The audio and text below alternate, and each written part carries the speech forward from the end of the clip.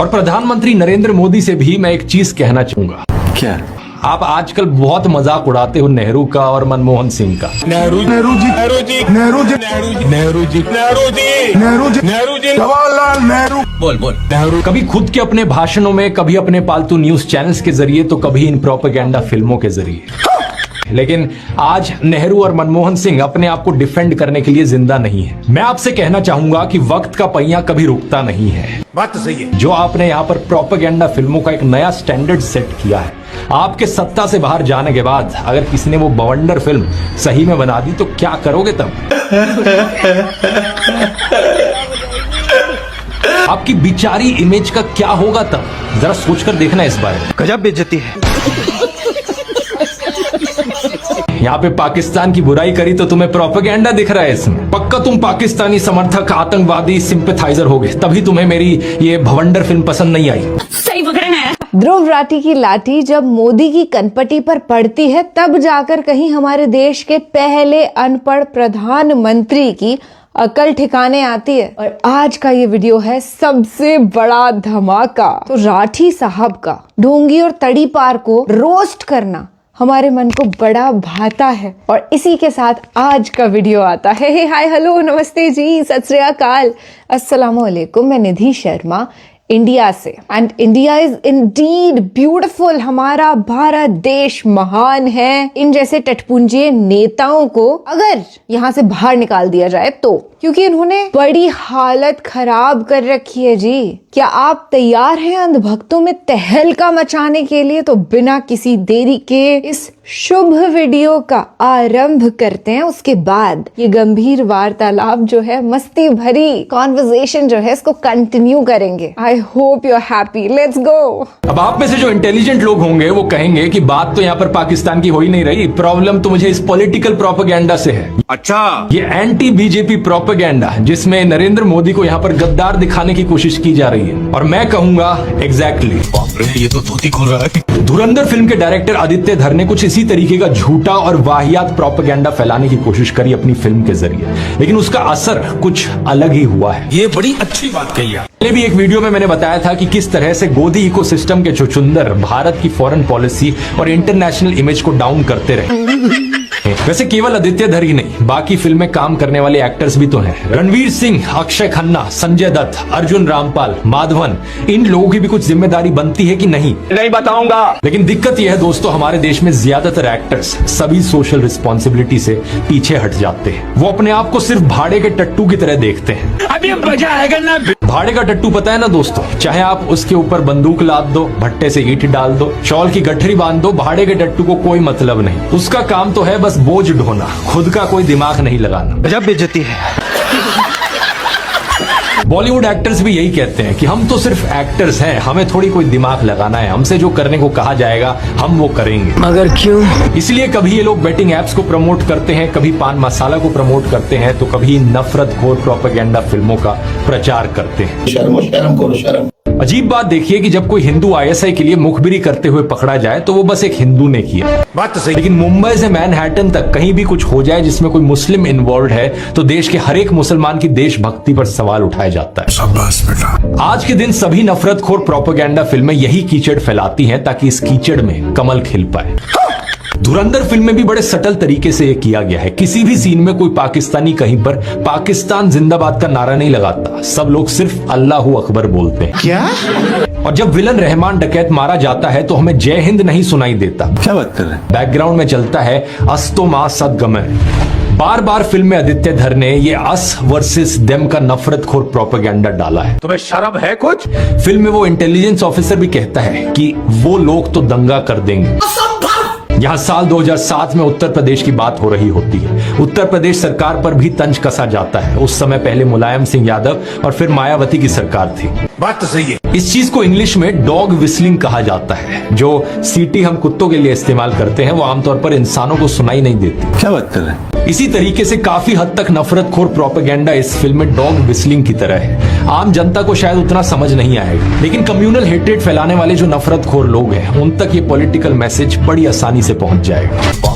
ये तो धोती खोल रहा है। अगर आप उन लोगों में से हो जिनको एनिमल और धुरंधर टाइप की हाइपर वायलेंट फिल्में पसंद आती हैं, जरा अपने आप से सवाल पूछकर देखना, आखिर क्यों पसंद आ रही है आपको ये फिल्म? Good question. क्या आपके मन के अंदर ये फीलिंग आती है कि किसी इंसान का सर तरबूज की तरह टूटता हुआ मैंने देखा, वाह ये देखकर मुझे मजा आ गया। किसी इंसान को मैंने उबलती हुई कढ़ाई में गिरकर मरते हुए देखा, ओहो क्या मजा आया देखकर। किसी का सर बंदूक से उड़ा दिया जाता है तो किसी को पेड़ से लटकाकर फांसी चढ़ाई जाती है, अरे क्या स्वाद आता है देखकर। जरा खुद से पूछकर देखो, अगर आप इन चीजों को एंजॉय कर रहे हो तो कितनी पागलपंती वाली चीज है ये।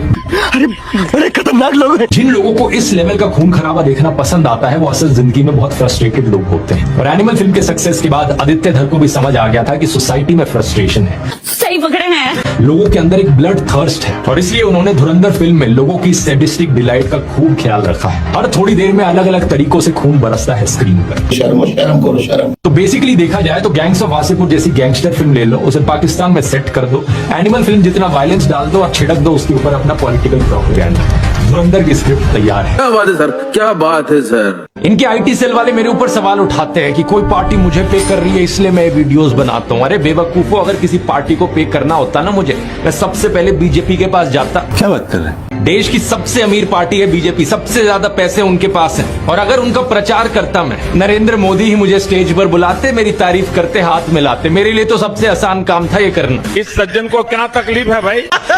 लेकिन मैं अपने देश को इस हालत में गिरते हुए नहीं देख सकता, इसलिए मैंने अपना पूरा करियर दांव पर लगा दिया इस नाइंसाफी के खिलाफ आवाज उठाने के लिए, देश को बचाने के लिए। शाबाश बेटा। कल को अगर ये मेरा YouTube चैनल भी बंद करा देना, कम से कम मैं गर्व से कह सकूंगा कि मैं इनके जूतों में नहीं गिरा, मैं आखिरी दम तक देश के लोकतंत्र के लिए, देश के संविधान के लिए आवाज उठाता रहा। और चाहे इससे मेरा पूरा करियर खत्म हो गया, लेकिन कम से कम मैं नीचे नहीं झुका। ये बड़ी अच्छी बात कही आप। लेकिन आदित्य धर जब ऐसा करता है वो सिर्फ और सिर्फ अपना झूठा प्रोपेगेंडा फैलाने के लिए करता है, क्योंकि अगर इस सारे पॉलिटिकल प्रोपेगेंडा को आप फिल्म से निकाल भी दोगे तो भी उसके सस्पेंसफुल और थ्रिलिंग होने पर कोई फर्क नहीं पड़ेगा। अभी और सुनिए। अब कोई अगर सवाल करेगा आदित्य धर से इस चीज को लेकर तो वो कह देगा कि भाई ये तो फिक्शनल फिल्म है, और कोई पूछेगा कि अगर एक फिक्शनल फिल्म है तो इतने सारे रियल लाइफ इवेंट्स क्यों ऐड किए, तो वो कहेगा लेकिन inspired from real events film है। तो धोती खोल रहा है। हो गई आपकी निंजा टेक्निक तैयार डॉग विस्लिंग करने की और प्रोपेगेंडा चलाने की। द ताज स्टोरी और बंगाल फाइल्स जैसी फिल्में इतनी खतरनाक साबित नहीं हुई क्योंकि वो बकवास फिल्में थी, लेकिन धुरंधर एक एंगेजिंग फिल्म है। आपको एंगेज रखते हुए ये फिल्म दिखाती है कि हमारे देश की इंटेलिजेंस एजेंसीज क्रिमिनल्स को हायर करती हैं। क्या कोई भी देशभक्त इंटेलिजेंस ऑफिसर इस बात से सहमत होगा? अरे मैं क्या बताऊं, मैं क्या बताऊं।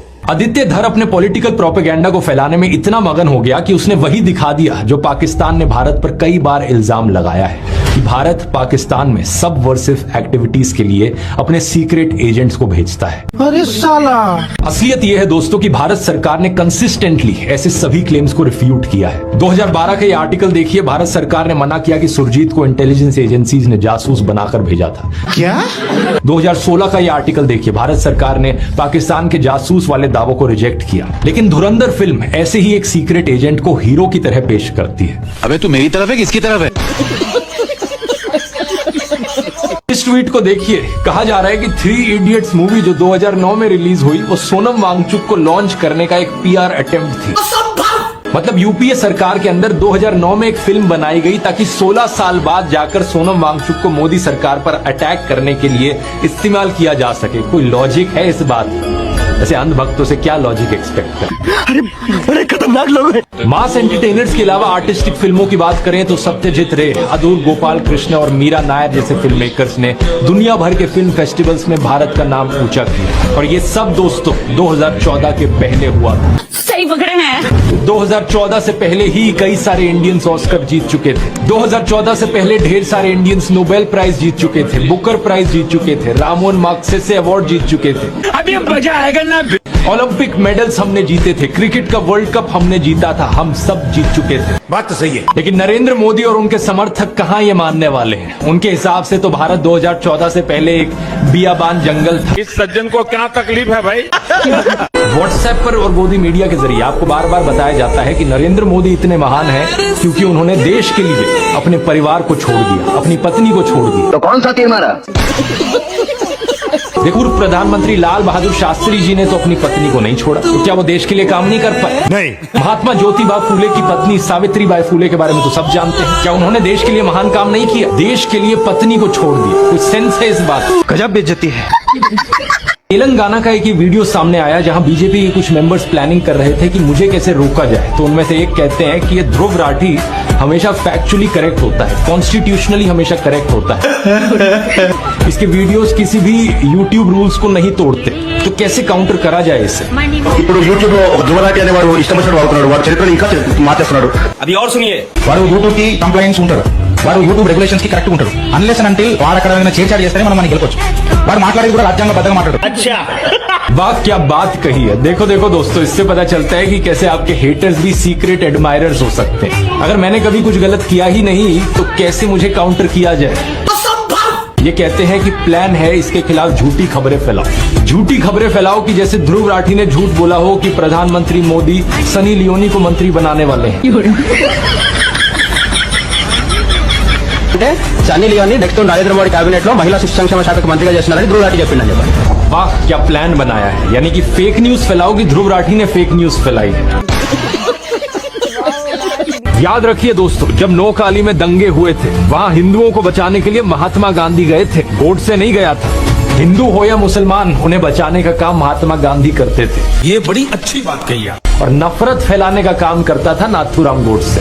ये गोदी इकोसिस्टम वाले सिर्फ और सिर्फ नफरत की पॉलिटिक्स से प्रभावित हैं। बात तो सही है। जिस दिन अयोध्या में बीजेपी हार गई, ये अयोध्या के हिंदुओं को भी गालियां देने लगे। गाजियाबाद पुलिस ने ऐसे 2 लोगों को गिरफ्तार किया। इनमें से एक शख्स तो वो था जिसने कन्हैया कुमार को रैली में थप्पड़ मारा था। शर्म आप पूछोगे कि अयोध्या के हिंदुओं के बारे में इतने भद्दे कमेंट्स क्यों कर रहे हैं? सिर्फ इसलिए क्योंकि वहां बीजेपी हार गई। इस बात से आपको समझ आ जाना चाहिए कि इन लोगों का रिलीजन है मोदी पंथ और इन लोगों का काम है चाटुकारिता करते हुए सत्ता की मलाई चाट। दूसरी बात इस पोस्ट से पता चलती है कि बीजेपी वाले देश में धार्मिक नफरत फैलाते रहे। ये आतंकवादियों का जो एजेंडा है देश को तोड़ने का, हिंदुओं को मुसलमानों से लड़वाने का, देश को सिविल वॉर की कगार पर ले जाने का, यही एजेंडा बीजेपी के लोग भी फॉलो करते हैं। ये तो धोती खोल रहा है। चारों तरफ आप इन लोगों की पोस्ट देखोगे सोशल मीडिया पर, सिर्फ एक ही चीज पर फोकस करते हैं, हिंदू वर्सेस मुस्लिम्स। बात तो सही है। ये चाहते हैं सभी हिंदुओं के अंदर डर बैठे, आतंकवादियों से नहीं बल्कि अपने देश के मुसलमानों से, अपने पड़ोसियों से, अपने दोस्तों से। अभी और सुनिए, ये चाहते हैं सभी मुसलमानों के अंदर डर बैठे, आतंकवादियों से नहीं बल्कि अपने देश के हिंदुओं से, अपने पड़ोसियों से, अपने दोस्तों से। इस सज्जन को क्या तकलीफ है भाई? पिछले साल अप्रैल के महीने में रामनवमी के समय कुछ लोग पकड़े गए गौ हत्या करते हुए आगरा के शहर में। इसकी वजह से आगरा में उस वक्त कम्युनल हिंसा भी छिड़ गई थी। क्या बात कर रहे हैं? ये इकलौता ऐसा इंसिडेंट नहीं है। अगस्त 2022 में भी ऐसा ही कुछ हुआ था। उत्तर प्रदेश के कनौज डिस्ट्रिक्ट में एक शिव मंदिर के सामने किसी आदमी ने मीट फेंक दी और उसकी वजह से हिंसा छिड़ गई। यही नहीं, अभी और सुनिए, ऐसा ही कुछ मई 2020 में भी हुआ था। कोयम्बटूर मंदिर के सामने किसी ने मीट फेंक दी। फरवरी 2024 उत्तर प्रदेश के मुरादाबाद में कुछ लोग गौ हत्या, काउस की स्लॉटरिंग करते हुए पकड़े गए। ये सारी खबरें सुनकर एक चीज आपके दिमाग में जरूर आएगी, आखिर ये कौन लोग हैं जो हिंदुओं की भावनाओं को ठेस पहुंचा रहे हैं और हिंदुओं को भड़काने की कोशिश कर रहे हैं? अभी मजा आएगा ना। इसका जवाब वो नहीं जो शायद आप सोच रहे हो। पहली खबर का न्यूज आर्टिकल देखिए। यूपी पुलिस के अनुसार गौ हत्या के पीछे असली जिम्मेदार थे हिंदू महासभा के कुछ कार्यकर्ता जो हिंसा भड़काना चाह रहे थे। तुम्हें शर्म है कुछ? दूसरी खबर, शिव मंदिर के सामने मीट फिकवाई चंचल त्रिपाठी नाम के एक आदमी ने। इसने एक मुस्लिम कसाई को इसके लिए 10,000 रुपए दिए थे। इसके पीछे कारण था कि ये वहां के SHO हरिश्याम सिंह के खिलाफ बदला लेना चाह रहा था। ये तो धोती खोल रहा है। तीसरी खबर, कोयम्बटूर के मंदिर के सामने मीट फेंकने वाला आदमी था हरिराम प्रकाश, एक unemployed civil engineering graduate. Police के अनुसार ये मेंटली डिस्टर्ब। जूम करो। चौथी खबर, गौ हत्या के पीछे मुरादाबाद में यूपी पुलिस ने अरेस्ट किया 4 लोगों को, जिनमें से एक था बजरंग दल का लीडर। क्या बात कर रहे हैं? ये एक मुसलमान आदमी को एक झूठे केस में फंसाने की कोशिश कर रहे थे, इसलिए इन्होंने खुद गौ हत्या कर दी। हैरानी की बात यह कि ये काम करने के लिए इन्होंने खुद एक मुस्लिम आदमी की मदद ली। कर्म करो, भगवान से डरो। ऐसे मैसेजेस आपके पास आते हैं जो बताते हैं कि कैसे सदियों से हम हिंदुओं पर अत्याचार हो रहा है। ये देखो हम कितने बड़े विक्टिम हैं। हजारों सालों से इन लोगों ने हमें कभी उठने नहीं दिया ऊपर। आप पर ना सिर्फ सदियों से अत्याचार हो रहे हैं बल्कि आप आज अभी भी खतरे में हो। हर हफ्ते हर दिन आप पर झूठे मैसेजेस की बौछार करी जाती है। ये देखो, ये आपके घरों के अंदर आपको मार देंगे, ये देखो वहां पर क्या हुआ, ये देखो वहां पर कैसे साधुओं को मार दिया, आपके साथ भी हो सकता है किसी दिन। और कौन है ये लोग जो आपके पीछे पड़े हैं? ये मुस्लिम्स हैं, क्रिश्चियंस हैं, खालिस्तानी हैं, और जो आदमी एंटी बीजेपी है वो सब इनके साथ मिले हुए हैं। कांग्रेस, आम आदमी पार्टी, सारी ऑपोजिशन पार्टीज, वामपंथी, टुकड़े टुकड़े गैंग, सब आपके खिलाफ है। ये तो धोती खोल रहा है। आप खतरे में हो, और जब ये डर आपके अंदर भर दिया जाएगा, कौन आपको बचाएगा? मोदी जी आपको आकर बचाएंगे। अच्छा, मोदी जी हमारे लॉर्ड एंड सेवियर हैं। व्हाट्सएप मैसेजेस पर आपको एहसास दिलाया जाएगा कि मोदी कोई इंसान नहीं, वो तो कृष्ण के अवतार है, राम के अवतार है। इस सज्जन को क्या तकलीफ है भाई? मैंने ये वीडियो बनाई थी, मैंने खुलकर कहा था इसमें कि चाहे कोई हिंदू हो, मुस्लिम हो, क्रिश्चियन हो, चाहे एथिस्ट हो, हर जगह जहां भी अन्याय हो रहा है मैं उसके खिलाफ हूं। ये बड़ी अच्छी बात कही आप। लेकिन मैं चैलेंज करता हूं इन गोदी इन्फ्लुएंसर्स को, ये बोलकर दिखा दे। सच बात ये है कि ये हर अन्याय के खिलाफ नहीं है, इनके मन में नफरत भरी हुई है एक कम्युनिटी को लेकर, सही पकड़े हैं। और उस कम्युनिटी के खिलाफ ये लोग दिन रात जहर उगलते हैं। लेकिन इसका मतलब ये नहीं कि अपनी कम्युनिटी की चिंता करते हो। शाबाश बेटा। मैं बीजेपी वाले लोगों से सीधा कहना चाहूंगा कि थोड़ी सी भी शर्म आती है तुम लोगों को? नहीं। कमला पसंद के brand ambassador Virender Sehwag tweet में लिखते हैं कि इन्हें बड़ी सेटिस्फैक्शन मिलेगी अगर देश को भारत करके एड्रेस किया जाएगा। सहवाग भाई, कभी कॉन्स्टिट्यूशन पढ़ा है? का नाम ऑलरेडी भारत है, किताबें पढ़ा करो, व्हाट्सएप यूनिवर्सिटी का प्रोपेगेंडा नहीं।